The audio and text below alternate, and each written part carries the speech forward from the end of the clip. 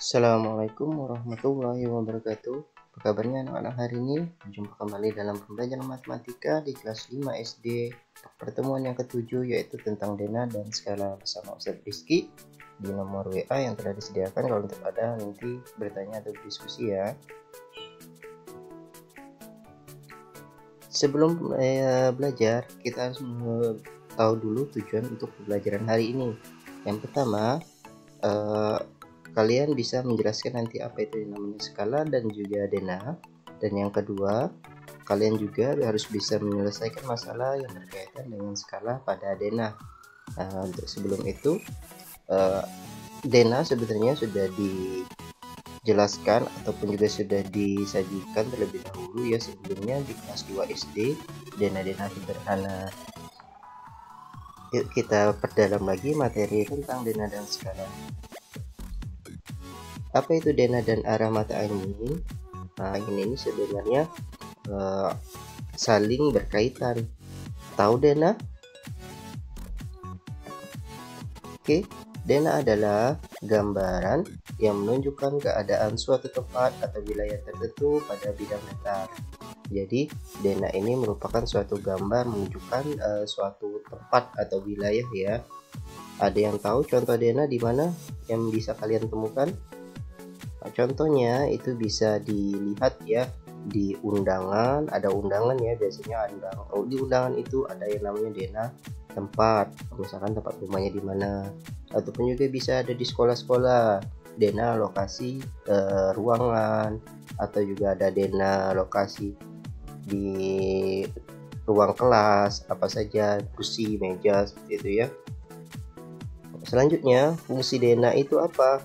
Fungsinya adalah sama dengan peta, yaitu memudahkan kita untuk menemukan lokasi dari sebuah tempat. Dan yang ketiga, untuk menjelaskan atau memahami letak suatu dena, nah kita harus terlebih dahulu harus paham nih kalian tentang arah mata angin. Sedangkan arah mata angin ini juga sudah dipelajari di kelas 3 SD. Jangan lupa untuk dilihat kembali mata pelajaran sebelumnya tentang arah mata angin di kelas 3 SD, di mana itu letak utara, letak selatan, barat daya, barat laut gitu ya. Karena untuk arah mata angin itu sendiri nanti dipakai pada saat nanti membaca dena dari suatu tempat atau lokasi. Berikut adalah contoh dari dena. Nah, di sini Ustadz ada yang namanya dena ruang kelas. Bagaimana bentuknya? Contohnya seperti ini saja ya. Nah, di sini ruang kelas kalian. Nah, di ruang kelas ini ada kotak-kotak. Nah, inilah nanti tempatnya apa saja bisa dijelaskan. Kalau misalkan dengan warna, artinya dibuat keterangan warnanya. Misalkan ini di kotak ini warnanya warna hijau. Warna hijau artinya apa? Warna hijau artinya meja dan kursi dari guru. Begitu juga yang kotak coklat ini apa? Yang warna coklat adalah meja dari siswa dan semuanya. Kalau misalkan diwarnakan, diberi keterangan warnanya, itu apa sih? Warna kuning apa? Kalau warna kuning apa artinya? Kalau di sini warna kuning apa nih? Warna kuning itu area untuk tempat baca dan seterusnya ya. Warna hitam papan tulis. Di sini ada pintu juga ya. Dan jangan lupa di dena juga harus menyediakan arah mata anginnya. Arah mata angin selalu ada pada dena. Kalau misalkan ini arah mata anginnya artinya utara di atas ya. Selanjutnya lagi ada contoh lain selain dena ruang kelas. Nah, saya contohkan juga ada yang namanya dena dari sekolah. Nah, untuk dena sekolah contohnya saja seperti ini ya. Nah, dimana di sini ada yang namanya, kalau di sini bedain ya. Kalau di sini tadi keterangannya berupa warna dan warnanya diberi keterangannya warna kuning apa. Dan kalau ini beda lagi nih. Kalau di dena sekolah, kotak-kotaknya ini bukan disimbolkan warna tapi disimbolkan huruf. Misalkan TU itu keterangannya apa nanti, R ini apa, L nya ini apa, diberi keterangan juga. Nah, tentu saja tetap arah mata anginnya harus dibuat pada denah ya. Dan yang terakhir, untuk lebih luasnya bisa juga berupa apa?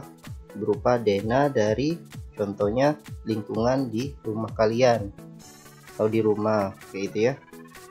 Contohnya saja seperti ini, ada yang di sini jalan, ada rumah, ada gedung, ada sekolah, ada macam-macam, ada pusat perbelanjaan, semuanya banyak. Dan masih tetap lagi di dalam denah harus menyediakan juga arah mata angin.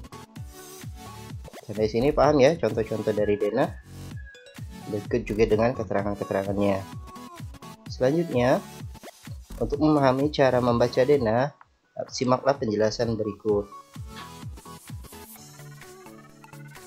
Di mana letak rumah Jesse? Nah, lihat di sini. Di sini Ustadz menyediakan denah dari lokasi rumah misalkan ya. Di mana letak rumah Jesse? Nah, kalau misalkan melihat dari Jesse, ini rumah Jesse ya. Nah, Jesse gimana caranya sih? Nah, untuk yang pertama, lihat aja di sini. Sini ada rumah Jesse, dari sini rumah Aditya. Coba bandingkan antara rumah Jesse dan rumah Aditya.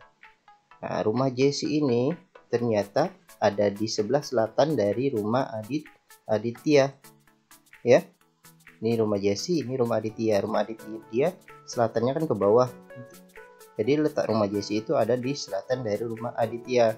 Kalau misalkan dibandingkan dengan rumah Mita, artinya apa? Rumah Jesse itu ada di utara dari rumah Mita. Ya. Tergantung apa yang kita bandingkan nanti. Kalau misalkan ke timur apa, ke baratnya apa. Nah, kalau misalkan perbandingan antara rumah Jesse dengan pasar. Nah, artinya rumah Jesse itu ada di mana? Timur dari pasar. Ini pasar, timurnya itu rumah Jesse. Sampai sini paham ya? Ini untuk menentukan letak dari suatu denah lokasi. Dan lagi-lagi kalian harus paham apa yang namanya arah mata angin, di mana utara, selatan, timur, barat laut ya. Selanjutnya, untuk menentukan posisi benda pada bidang koordinat. Nah, secara sederhana bidang koordinatnya bisa berupa gambar seperti gambar berikut ini. Nah, jadi misalkan di sini ada kotak-kotak, di mana kotak-kotaknya ini ada yang namanya garis datar, yang ini yang tegaknya. Untuk menentukan nih, di sini ada sapi, ada ayam, ada domba, ada bebek ya. Nah, kalau misalkan Ustaz tanya di mana sih letak dari sapi ini? Sapi ini caranya ada letaknya, pertama kita lihat dulu di baris. Nih, di baris yang bawah. Artinya letak ayam ada di A. Terus yang tegaknya di mana? 5. Jadi ada di A5. Bisa kita tulis seperti ini. Nah, kandang sapi itu ada di koordinat A5. Ini sapinya ini A5. Bisa ya? Kalau misalkan ayam atau kandang ayam ya. Kalau kandang ayam itu terletak di mana? Di B2. Bacanya dari bawah dulu ke yang tegak ya, bukan kebalikannya 2B, bukan ya, tapi dari yang ini dulu B2. Terus lagi ada yang namanya kandang domba. Di mana sih letak kandang domba? Kandang domba ada di D4. Di sini D, ini domba ya, artinya di D4. Di sini paham? Ada lagi yang terakhir, kalau misalkan kandang kambing terletak di mana? Ada di F, ini kambingnya, ini F3. Kalau yang terakhir yang bebek itu ada di H5. Benar ya? Jadi untuk cara membacanya, kalau misalkan pada bidang koordinat bentuknya seperti kotak-kotak seperti ini, cara membaca titiknya ada di mana. Kalau misalkan ada di sini nih, artinya apa? Yang bawah dulu A4 gitu. Kalau misalkan ada di sini, artinya E2. Oke, selanjutnya ada contoh lain yang bisa Ustadz jelaskan. Nah, di letak suatu tempat pada denah juga bisa digambarkan pada bidang koordinat. Jadi yang kayak peta tadi, yang kayak gambar-gambar tadi bisa juga diubah ke dalam bentuk koordinat. Contohnya tadi seperti ini. Habis ini paham ya. Nah, untuk sekolah nih letak di mana? Sekolah ini artinya ada di B1 ini sekolah. Lagi ada yang namanya minimarket. Minimarket ada di sini ya. Koordinatnya di mana minimarket? Ada di F3. Terus lagi ada toko buku. Di mana letak toko buku? Nah, ini toko buku, koordinatnya di mana? Di H5. Di sini paham? Bacanya bawah dulu baru ke samping. Nah, untuk letak tempat pada peta juga dapat digambarkan dengan koordinat tadi ya. Nah, perhatikan gambar berikut. Nah, di sini ada peta. Kalau misalkan ditanya nih, di mana letak dari selahung itu ada di sini ya titiknya ya. Di titik apa nih? D5. Kalau misalkan ini double ya. Kalau misalkan ditanya ini sambil ini di mana letaknya? Di G5. Kalau misalkan lagi ditanya ngerayun di mana letaknya? Koordinatnya ada di E3. Bukan kebalikannya ya. Di sini Pak anak-anak untuk menentukan letak pada koordinat. Selanjutnya, kalau untuk lebih paham lagi, simak dari penjelasan tambahan berikut ini. Nah, di sini ada peta Pulau Bali. Nah, di Pulau Bali itu ada Denpasar. Di mana Denpasar? Ini ada Denpasar ya. Di mana koordinat dari Denpasar?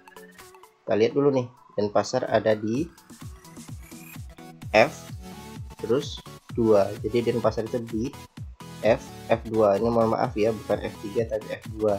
Selanjutnya ada Ubud. Di mana Ubud? Ini Ubud.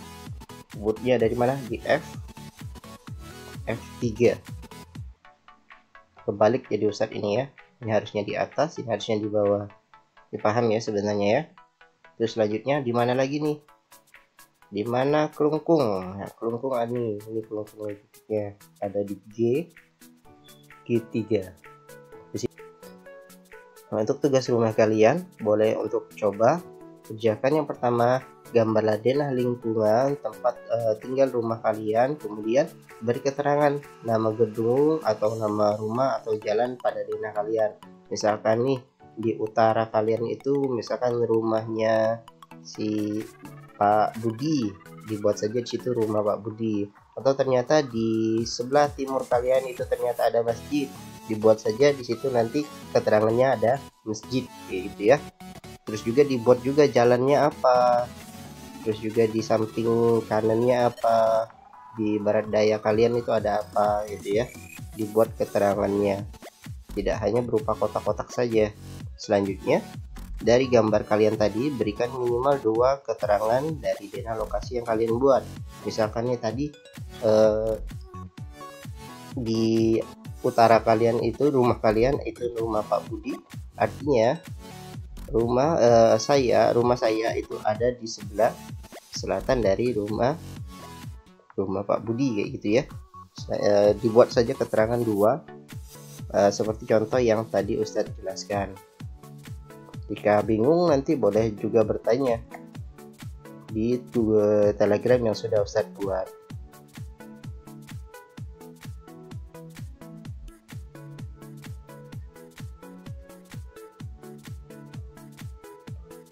Oke, terima kasih sudah menonton video pembelajaran yang telah Ustadz sediakan. Nah, di sini ada kutipan dari Galileo Galilei, di mana katanya matematik is the key of door and door to the science. Artinya apa? Matematika itu adalah kunci dan juga pintu dari suatu ilmu pengetahuan. Jadi betapa pentingnya matematika dalam ilmu pengetahuan, di mana matematika itu sendiri itu merupakan bagian dari mata pelajaran yang lain, ilmu pengetahuan yang lain. Seperti saja pelajaran ilmu pengetahuan alam, di situ juga ada hitung-hitungannya juga nanti. Ada yang namanya juga nanti sosial, di sana juga belajar tentang matematika. Dan juga agama pun di sana juga diajarkan tentang matematika. Contohnya saja pecahan dalam Al-Quran itu juga ada dalam pembagian-pembagian dari suatu harta atau warisan. Jadi pentingnya matematika dalam kehidupan itu sangat luar biasa. Jadi Ustadz harap kalian harus tetap sering-sering latihan, sering-sering kerjakan soal pembelajaran matematika, karena nanti bermanfaat untuk kalian itu sendiri ke depannya. Ustadz ucapkan terima kasih. Wassalamualaikum warahmatullahi wabarakatuh, dan sampai berjumpa kembali ke pertemuan selanjutnya.